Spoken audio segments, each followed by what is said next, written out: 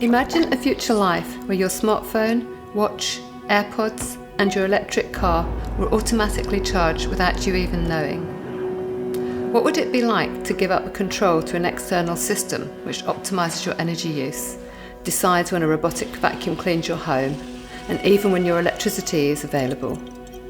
Or are these even realistic or desirable futures?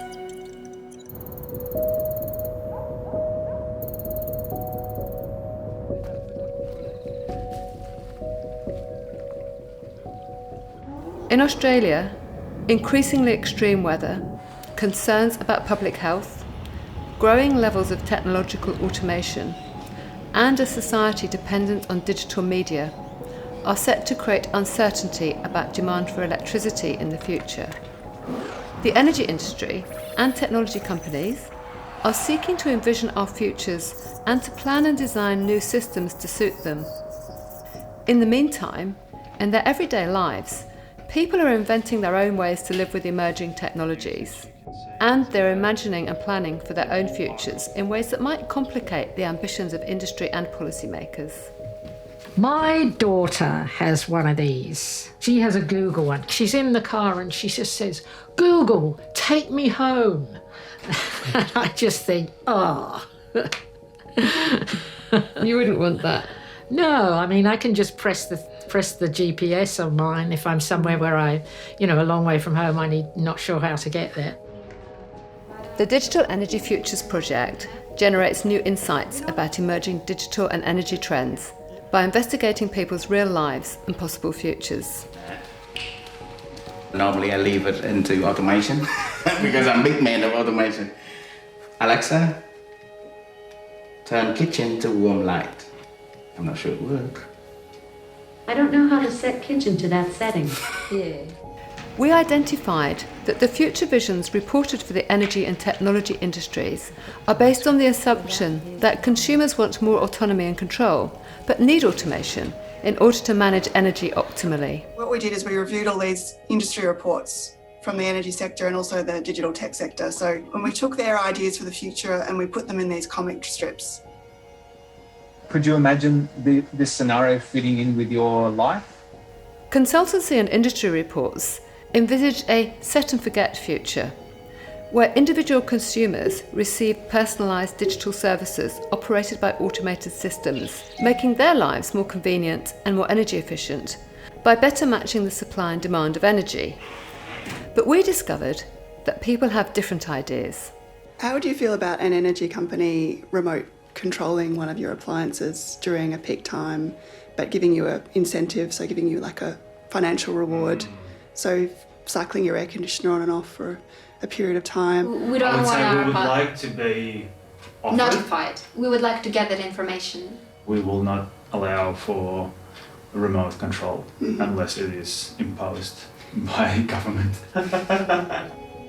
In 2020, during the COVID-19 pandemic, we digitally visited and interviewed 72 Australian households as they became increasingly dependent on digital and automated technologies and energy at home. Would you mind kind of walking us through what a typical day is like in your household? This accelerated experience of a home-based life in lockdown provided us with an unprecedented window into people's hopes and anxieties for the future. They sent me one of those, it's an Echo Dot. I actually am quite worried about it because I think it taps into you. In 2021, we travelled to Victoria and New South Wales to meet 5 of the households in person. So hi, my name is Ruslan and this is my wife Olga. We are both young professionals, or at least we'd like to think of us as young. Oh yes, our little puppy is, his name is Otto. He's a great example of a COVID puppy. Loves chewing cables, which we have realised recently. My name's Diane Newman. I'm a retired person and I live at home in Head and Greta in New South Wales with my family. So that's my husband and my 2 children who are young adults. My name's Pamela Grattan. I'm 75 years old. I live in Belrose, which is a suburb in the north of Sydney, and that's fairly close to the beach. I don't work now. I worked till I was 74 doing market research. Hi, my name is Sue. I live in Harris Park, which is near Parramatta in New South Wales. I'm a customer service admin officer at a hair and beauty import place, which is about an hour away from home. I've lived here for just over a year, and that's about it, really. Wonderful. So my name is Nigel. I've been here in Australia for about 3 years. And we first built a house about 2 years ago, and we quite enjoy living here. And I'm joined with my wife, Anna. We've got one boy and one girl, 7 and 5. That's just starting school, really. I'm here with my mum as well. She get here after the COVID, and she sort of transit and waiting for return to Vietnam. But at the moment, border closed, so she stay with us for a while. Could you just tell us in your own words where you get energy from? Are we on a flat tariff? We're on a flat tariff. Okay. You don't have solar or We don't have batteries or Nothing. electric vehicles? Or... nothing. We would like to Yeah. have electric vehicle and solar panels, but now we don't. Our energy comes both from solar and from the grid. So we've had to rethink a lot of the ways and habits that we've had in the household. So we were used to using the majority of our power on off-peak, and then we got solar, and then we had to start using it during the middle of the day. I'm electricity only here. There's no gas. So it's just, I just buy electricity. So you buy your energy from an energy company? Yes. Yeah. Because I've rented all my life, I don't really have a choice. I can't install solar panels. I've got solar on my roof, 2 types of solar, so I make great use of the off-peak. Where do you buy your energy? So we were IGL for a while, and we supplement energy with solar. So when he first wanted to set up a solar system, I was a little bit skeptical because I'm like, how long it's going to take for it to pay off. But then it actually very fast. So when I see the bill by the end of the year, I'm like, oh, that works, Is it just the monetary savings that you're interested in, or is there other benefits that you see with it? If everyone does it, you cut down on greenhouse emissions and nasty power stations which cause problems from time to time and all those sorts of things. The other thing, though, I think it's made us more energy aware. It adds a conscious process to what used to be an unconscious process. You just plug it in and away you go. Whereas now you might think about, well, do I really need to do that? Do I need to do it now? Those sorts of things. More devices at home during the COVID-19 pandemic and the growing uptake of electric vehicles means more home charging. How and when people charge will determine how they contribute to the transition to renewable energy. People have charged their own devices for decades. We found that most people have some strong views about how this should be done and like to manage it themselves. Do you have any concerns about battery charging, like how and when it needs to be charged? Or do you have a routine around how you charge? I charge them up to 100%, any device I have. I don't like putting it on the charger if it's still at 50 or 60%. I guess I come from a time when batteries used to have a memory. I don't like charging things overnight unless I absolutely have to. I would only charge it until it's 80 or 90%, and then I'll take it off the charge. So with smartphones, I had my previous one, an iPhone, and I kept just charging it overnight, just leaving it for 8 to 10 hours, and that battery died pretty quickly. And I use my phone as an alarm in the morning, so that's why I have one by my bed. There's a charger for my phone. Oh, and I have a charger I have a Kindle, and I've got a charger over there for that. Mainly our charging station, one in the bedroom. Yeah. The other one in my office, and the other one for the kids. The other in the house. Excellent. Now bedroom, I normally charging my watch, my AirPod, or even my phone at night. And on the other side, my wife, where she's mostly charging her phone and watch. I think she don't use AirPods. So. Most of my charging is in my bedroom. Phone, iPad, backup power unit, and my laptop. Where's that gone? So I've settled that by putting every charger into a box. So I have here, I generally carry 2 phones. So, because I've got 2 SIMs. So I usually charge them over in here with this big power board, and I use these 2 chargers here, which are both fast chargers, because I like to charge before I head to sleep, and I don't like having them overnight as well too, because I like to keep my batteries longevity essentially. But yeah, and I usually do that for roughly about an hour or so, and it gets the job done very well. So The lawnmower is a 32 volt, so it uses a different charger, but all these are the ones that fit the tools that we saw earlier. As soon as I use up a battery, it goes back on to charge. So everything, I always have charge batteries available for next use. People have their own charging routines, which they adapt themselves, based on their own knowledge, so that they can benefit from solar energy and other innovations. The thing with solar is the sun only rises in the morning. So we normally charging our equipment as in the morning when we work during the work day or work hours. Our research tells us that people are likely to apply their own knowledge about batteries to charging future electric vehicles. What about getting an electric car? Yes, we did. I think it's just a matter of priorities in terms of saving. Electric cars probably would be in the ballpark of 80,000. So if we were to buy a house, we'd prioritise that over getting a car. Mm. There is one outlet on that side. It's only one. But it would take like forever.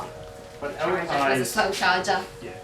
So if we were to have a house, we would probably invest in a 3-phase and install a proper charging station for fast charging. Okay.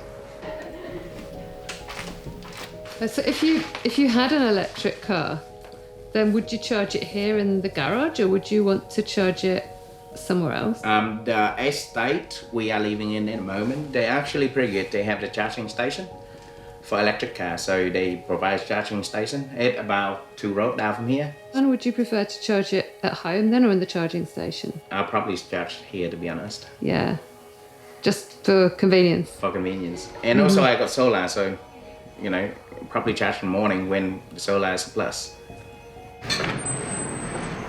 So this is my car. And what do you think your next car will be? I would definitely think about getting an electric, or at least a hybrid. So it would have to depend. Yeah, obviously I'd have to do more research into it. Mm.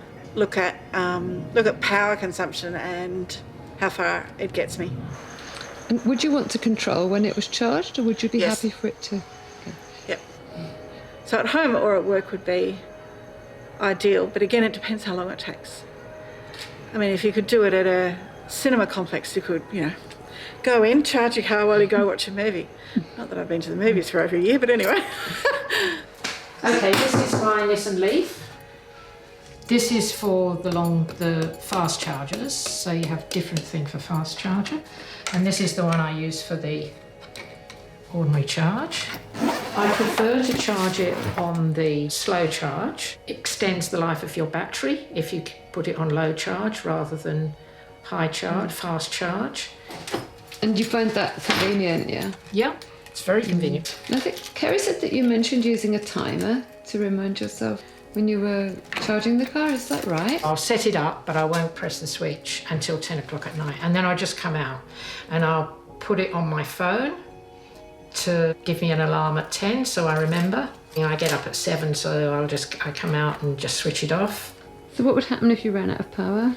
If I ran out of power, generally speaking, I would go to one of my power banks here that I've got spare. I keep that around as well. What we find is in a blackout, the thing that bothers most is not having a device charged, particularly a phone or an iPad. I maintain the power bank and usually fully charged too, because if we get a blackout or something, I've got it handy. So what would happen if your phone runs right down and you can't use it? Is that a worry? Yes. Mm-hmm. Yeah. I mean, I'm a single woman living on her own, so I drive an hour. It's 30 k's to and from. So I don't want to break down and not be able to have a phone with me. I think that I'd be quite worried about that. People like to manage their own charging, and our research found that they often feel the same way about the management of other technologies in their homes. The reality is that people prefer to manage their own lives, and this may complicate how automated technologies can be employed to manage energy supply. So how do you feel about having these automated systems working in your home? Do you want to still be in control of when they're working and what they're doing? Yes, obviously. It's obviously. So we set it according to our schedule. We never ban our schedule because technologies. We make sure technology is for our schedule. We adapt to technologies and make it work for us. We don't have an automatic cleaner. I have used them. I thought they were more trouble than they're worth, and a friend brought their robotic cleaner to us and we had a go with that. In a pool of this size, I could have cleaned the pool in the time it took me to set that up. I use just ordinary timers. We've had modules that do the timing themselves. What we've found is they haven't been effective, so we've just moved to these outdoor timers so that we can adjust at a moment's notice if I want the pool filter and heater on. And you like to have that level of control? Yes, I do. It doesn't bother me. It's certainly more effective than when we had the modules that looked after themselves, allegedly, but were always doing odd things. Often it would, what I thought was a comfortable temperature and what its thermostat thought were different. You know, some days I would want it quite hot, but if I know it's going to be 46 degrees, I don't want to get into a 38-degree pool. It just didn't offer me the flexibility that I like, I suppose. And then it broke down and I said, that's the end of it. It's not coming back. Automation offers some welcome help for busy families and introduces some fun into our lives. But it's not for everyone, and even people who embrace it have their limits. And even with that, the kids still had to clean up all the Legos and the toys. Otherwise, you know, it's going to suck all of that in. So they do have to do some work before that even turn on. We believe that technology supplement your responsibility, not to replace your responsibility. If you make a mess, you're going to mop it up manually. What exactly do you mean by automated? Well, it could be robotic too, like a robotic vacuum cleaner or a cleaning kind of device. Yeah, definitely. I mean, doesn't everyone hate vacuuming? But there is part of me that just thinks that's really lazy. We have so much that's done for us.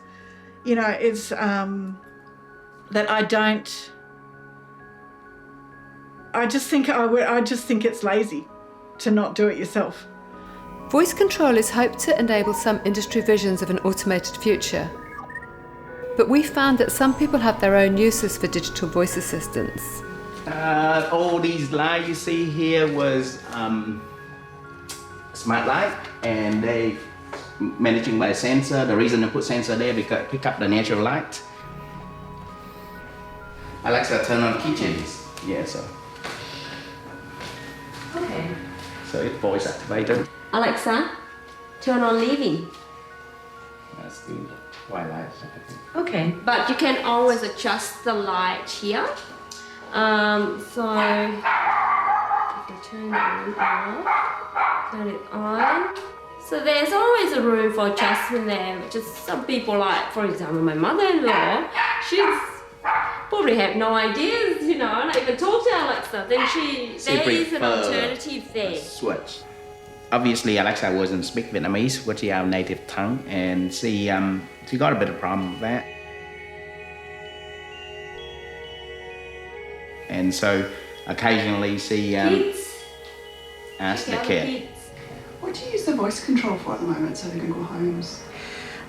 Look, primarily I use it for alarm setting and timer setting, and you... I use it to play music. So how many have you got? Two. And so of a morning when we wake up, we'll ask it.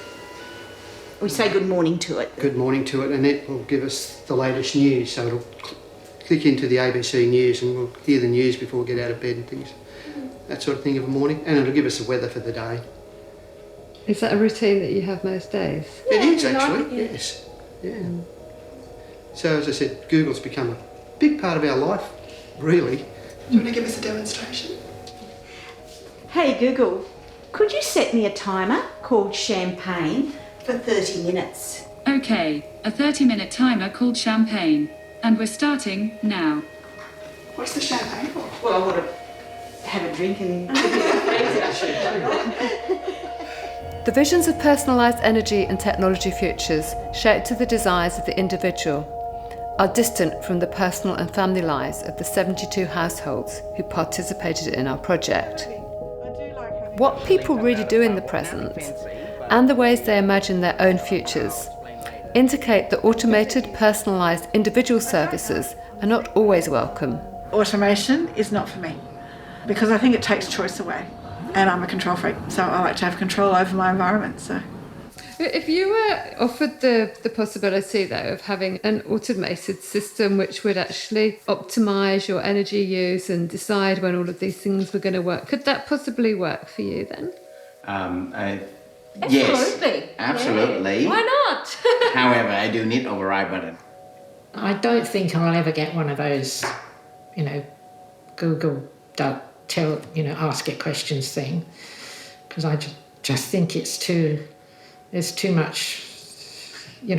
I don't use social media at all, and I'm quite glad as social media has developed. There are all kinds of things. People creatively tailor their technology use to suit their everyday lives. So to gain the benefits automation offers to the energy sector, we need to align it with their human futures. I found with his mum, she needs something on the phone, they have to use the translation services. I mean, if those AI can be developed, then that can be replaced. so having automation, to me, is restricting what you can do, and I think technology should expand what you can do. I can walk out to my coffee machine of a Saturday afternoon and go, oh, it's a cold day, I feel like a hot chocolate, so all I do is warm milk. Or I might feel like a cappuccino, but if it's programmed to make me a cappuccino at 2 o'clock every afternoon, well, I don't get that choice, and therefore I don't want that. I want to be able to make that choice on the spot, right there and then. I think it's becoming a little bit too sci-fi with Big Brother controlling your life.